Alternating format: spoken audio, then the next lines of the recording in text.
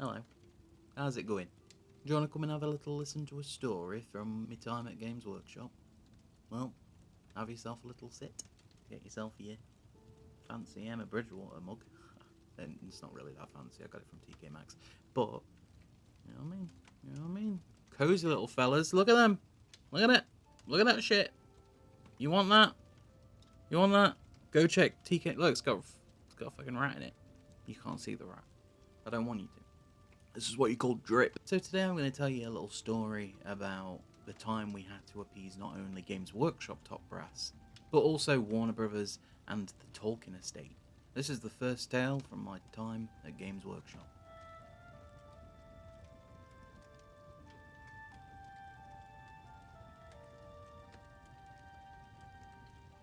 When I was younger, I was super into 40k. I enjoyed the aesthetic, I enjoyed the grimdark and just like the over-the-top action. It was something that was really cool and kind of like reminiscent of 80s action films for me, but also with that suffocating grasp of horror that just sort of encapsulated the whole universe. And arguably kind of still does, but doesn't seem as prominent on the surface anymore. But at the time, nothing could touch Tolkien for me. Well, Terry Pratchett. Terry Pratchett's really good too. You know, you can't be mad at Pratchett. Getting to see the whole trilogy in cinema as it was happening was just a crazy experience. I think I was quite lucky in regards to how I grew up around cinema. I got to see a lot of incredibly iconic series developing in real time, and that was such a cool thing for me.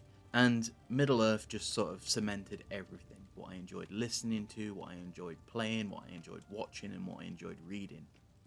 So if I could have gone back and told myself that one day I'll be able to work on projects that directly link to a massive release for Middle-earth, it was just a dream come true. Like, I can't ever describe the sheer anticipation of this project. It was huge, and it meant a lot to a lot of people, corporate and personally. There was a lot of people in there who didn't care for Warhammer, but loved Middle-earth and loved everything to do with it. So it was also an incredibly exciting time for them. And we just happened to be there at a time when Games Workshop were ready to give SDS a little bit of advertising. You know, just a little bit. Don't get too cocky now. You know who you are. You all know who you are.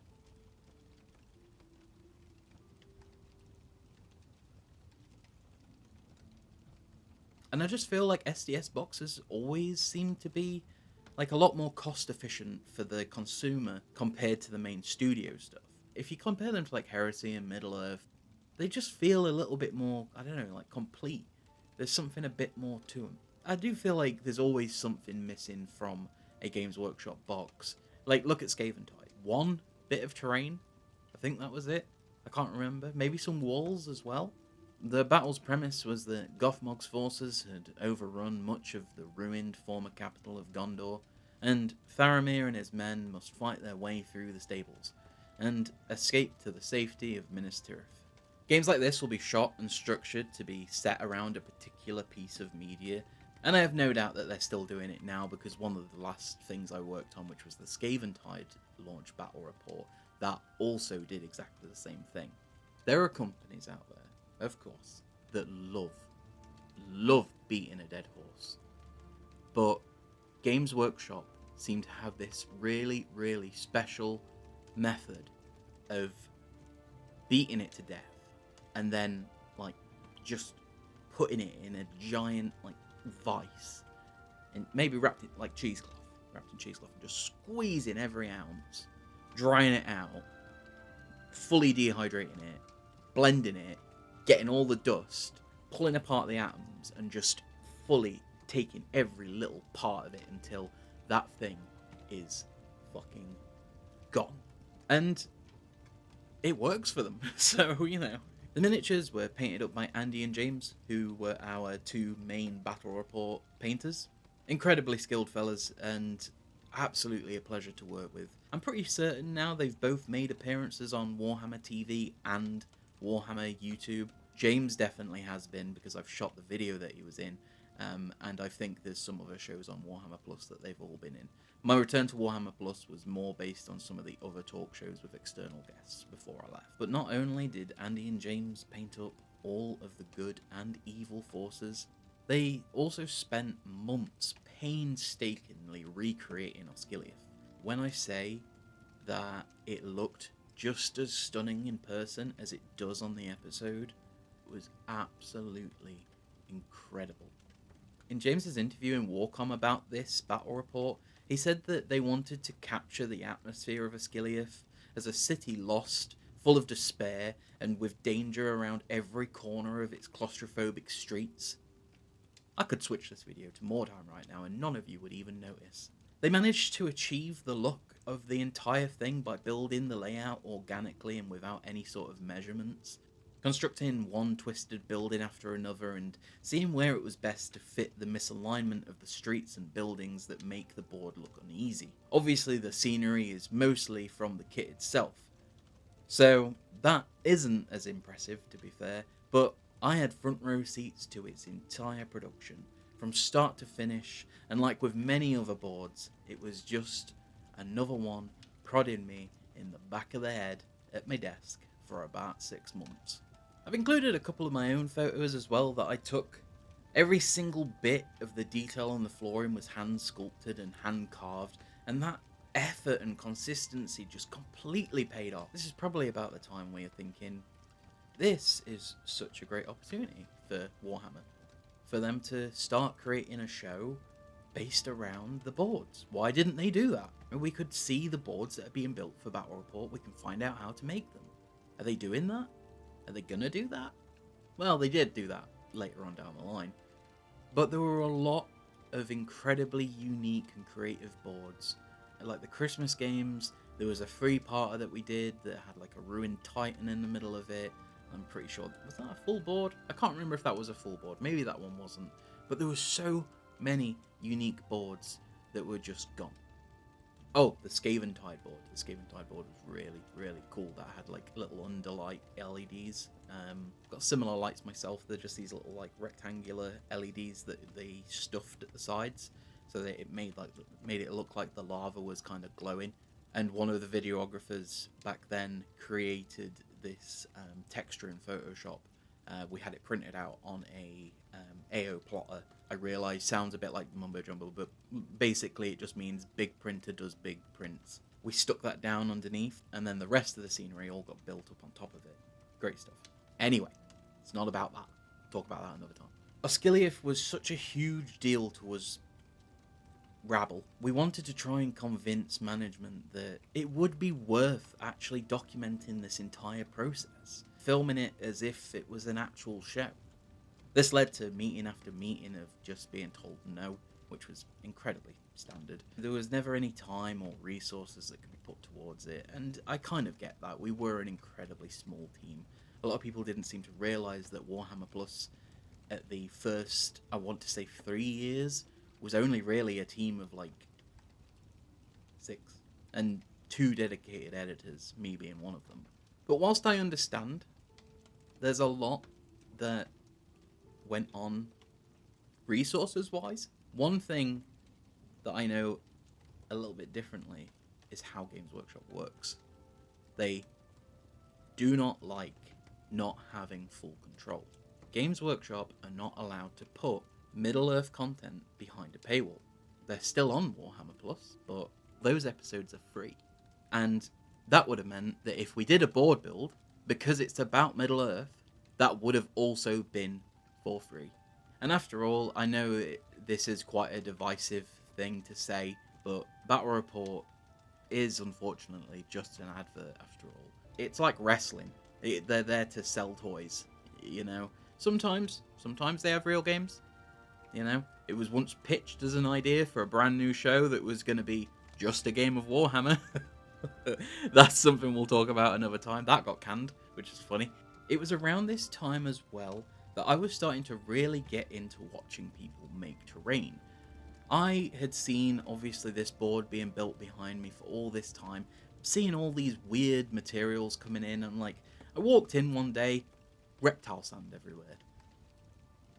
Makes sense to me now, but back then I was like, so seeing all these new products and new ideas coming in and just being around me all the time, it really subconsciously fueled that fire. Seeing all of these different materials and how people have been using them and how it transforms everything was such an inspiration. And recently I was chatting with what must be the greenest person in miniature content creation, the ever so friendly, the legend that is Hector, and his manservant, Dave of MS Paints. And it reminded me of the profound impact his more timetable had on some of us in the team. The cinematography in that is impeccable, and we argued that if you've got somebody out here doing this for free, surely the greatest miniature company in the world could do that too, right? Well, obviously not. And as a golden god once said, it's not about the customers, it's not about the staff, it's not about the numbers, it's about the shareholders, you silly goose. But just to give you all some more insight into how things work, our post-production process was to have 3 sets of reviews. These reviews were typically done by presenters, a producer, and a peer. This would change from version to version and all that shit. Middle-earth has to go through all of that, and then it goes off to Warner and whoever else needs to see it. We used to split edits as well, so people would end up taking a battle round each, and then someone would assemble the rest into one coherent piece. And let me tell you, that usually didn't go down too well. After all, the idea of what is creatively good to most people is entirely subjective, and everybody has their own styles and ways of doing things. And when you're at a version 3, you are sick of it. You're sick of the project, you're sick of the comments, you're sick of all of it. So when you know that there's this possibility that you might be spending another entire working week on something because some suits somewhere just thought that this dice roll didn't reflect as powerful as they wanted it to seem, it gets hard to really give a shit about it. But after everything was said and done, and we'd gone through all of the checks with more legal teams than I ever care to be in the same room as, it came back with pretty good reviews. I remember there was a couple of like online posts and stuff. I think maybe some miniature like websites picked it up and did a little thing on it. Internally, we ended up getting, as I recall, chewed out quite bad by the producer. I can't exactly remember why. I think we were all just really burnt out, and because we also had other battle reports and other shows to do at the same time, and it just slipped in quality a bit in some of the previous versions. But overall, for like a highly intense project that had a lot of stress, a lot of pressure, and just overall too many chefs working on it, it was a good episode. So I bet you're thinking, whoa, I would love to go and see that board. Me too. The unfortunate thing is, for Warhammer Plus back then, we had a small little closet in the back of a big meeting room. And that was our storage area for boards and all of our painted armies.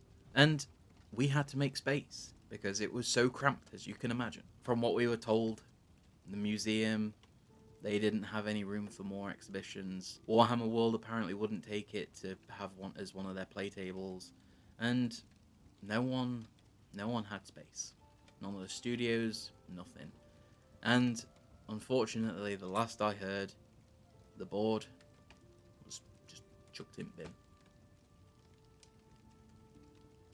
Sad, isn't it? I think when you're surrounded by a specific thing every single working day, you ultimately sort of like lose that little bit of appreciation for exactly what you're working with. I think it's hard to maybe take on an outsider's perspective of it, because I've got no doubt that there's some people who would have been watching that episode and being like, oh my god, I would love to just be able to sit and look at that. You know, being in those studios were just a room. But we had influencers come around, we had tours go around, and people were like, oh my god, what, you work here? Like, you know, full point. The flippant just throwing away of items like that is kind of sad.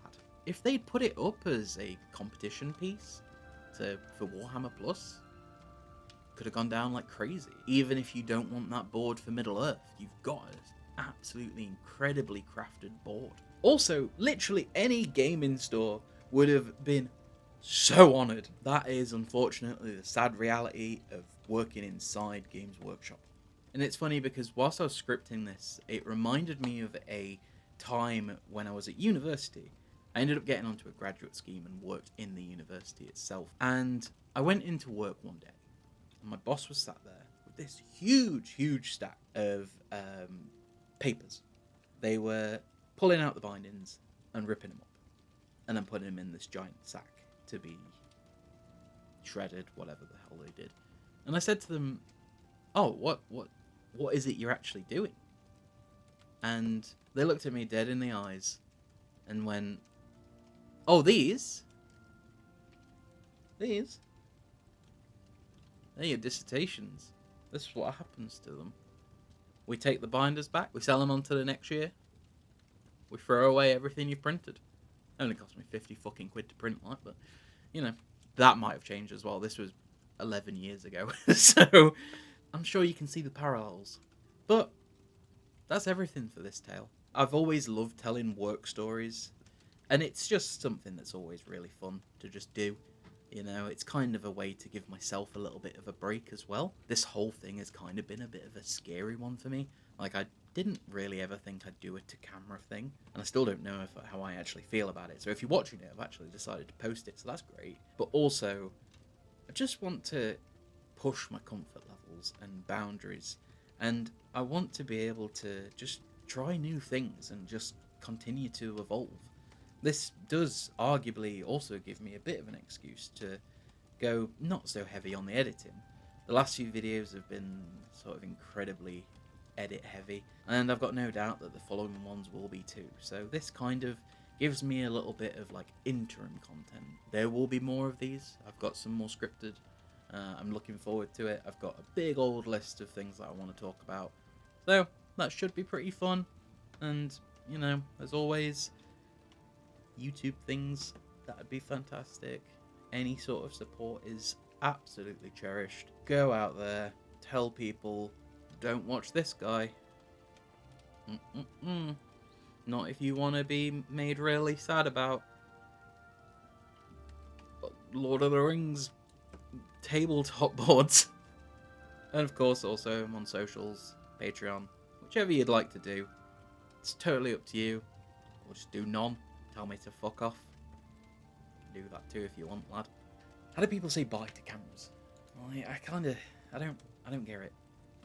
This is weird. Kind of understand how the YouTube Paint team felt now when they were doing the presenting.